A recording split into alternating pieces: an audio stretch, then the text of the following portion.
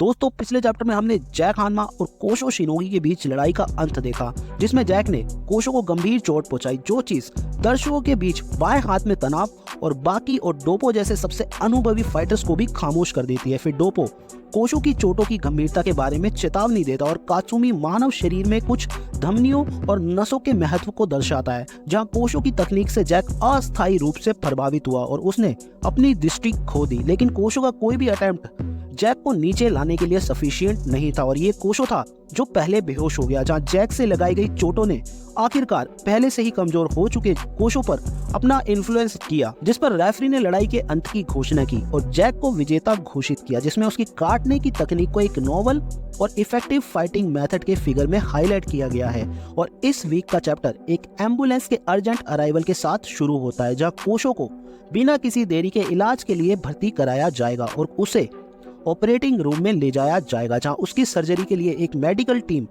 पहले से ही तैयार है और वह कोशो की चोटों का इलाज करने के लिए आगे बढ़ते हैं। और सौभाग्य से उसके बड़े भाई द्वारा की गई सर्जरी के कारण उसकी जान अब खतरे में नहीं है। जहां अगले पैनल में कुरेहा और उसके एक्सपर्ट्स की टीम कोशो को बेहोश देख रहे होते हैं, जबकि एक मौजूद डॉक्टर बिना रुके अपने शरीर को सीमा तक धकेलने में सक्षम मार्शल कलाकारों की लचीलेपन की प्रशंसा करता है और वह कुरेहा से सवाल करता है कि ये पेशेंट कैसे जीवित रहने में कामयाब रहा, जिस पर कुरेहा जवाब देता है कि उसका भाई केवल एक मार्शल आर्ट जीनियस है जिसे मॉडर्न मेडिसिन के समान रूप से टैलेंट से बचाया गया है। फिर अगले दिन हम उसी हॉस्पिटल में लौटे जहां कोशो का इलाज किया गया था। हालांकि जिस कमरे में उसे आराम करना चाहिए था, वहां हमें केवल एक खाली बिस्तर मिला, जिसके बाद कोशो की देखभाल के इंचार्ज डॉक्टर दौड़ पड़े और डॉक्टर कुरेहा को सूचित करा गया कि मेडिकल स्टाफ के बीच हलचल शुरू हो गई है, क्योंकि उन्होंने अपनी पूरी सुबह कोशो को खोजने में बिताई, लेकिन उन्हें कोई सफलता हासिल नहीं हुई। जिसके बाद कुरेहा ने अपनी उंगली ऊपर की ओर इशारा करते हुए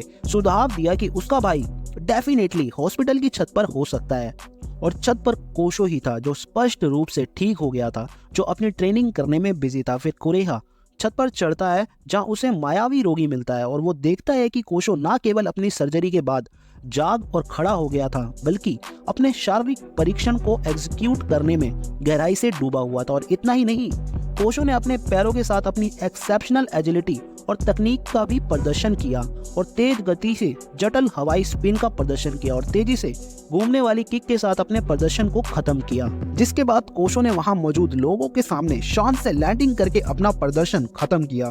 फिर वो डॉक्टर्स उसके एक्शंस की एक्यूरेसी पर बेस्ड उसकी तुलना तलवार की धार से करते हैं। फिर अपने कमरे से बाहर निकलने के लिए डांटने से पहले कुरेहा ने कोशो को एक ब्रेक लेने का सुझाव दिया और उसे याद दिलाया कि उसके रिकवरी फेज को देखते हुए इन डेप्थ ट्रेनिंग के लिए यह सही समय नहीं है। हालांकि कोशो ने जोर देकर कहा कि उसे व्यायाम करने और ट्रेनिंग करने की अभी ही जरूरत है, क्योंकि उसका शरीर उसके नियंत्रण से परे था, जिसमें एक ऐसी ड्राइव है जिसे वो नजरअंदाज नहीं कर सकता था। फिर इस बातचीत को एक डॉक्टर द्वारा रोका गया, जिसने यह स्वीकार किया कि कोशो ने जो दृश्य शो किया है उससे वो मोहित हो गया है। फिर कुरेहा ने अपने सहयोगियों को उसके महत्व की याद दिलाते हुए अपने छोटे भाई के कर्तव्यों को कम ना आंकने की चेतावनी दोहराई और शांति बनाए हुए कोशो ने डॉक्टर्स से उनकी तारीफों के बारे में सवाल किया, जिससे वह आश्चर्यचकित हो गए और एक पल के लिए चुप हो गए। फिर कोशो ने हवा में तेज गति से मुक्को और किक की एक सीरीज को अंजाम दिया। फिर कोशो ने बताया कि इस तेज हवा के दबाव के कारण उसने मेडिकल स्टाफ को स्पष्ट किया कि मार्शल कलाकार के लिए फॉर्म को बनाए रखना बहुत महत्वपूर्ण है, क्योंकि वह उस सार से अलग नहीं हो सकते जो उन्हें डिफाइन करता है।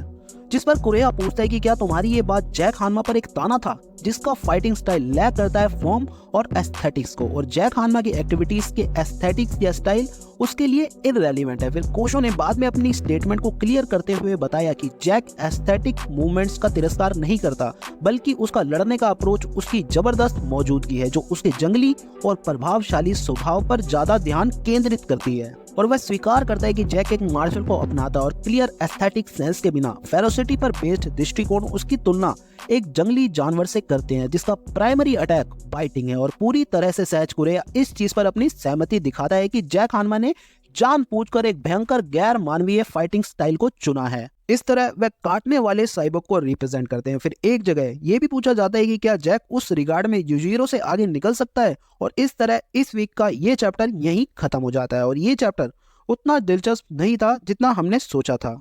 And well friends, thanks for watching the video. If you like it, don't forget to subscribe. I hope you have a nice day and night. See you soon.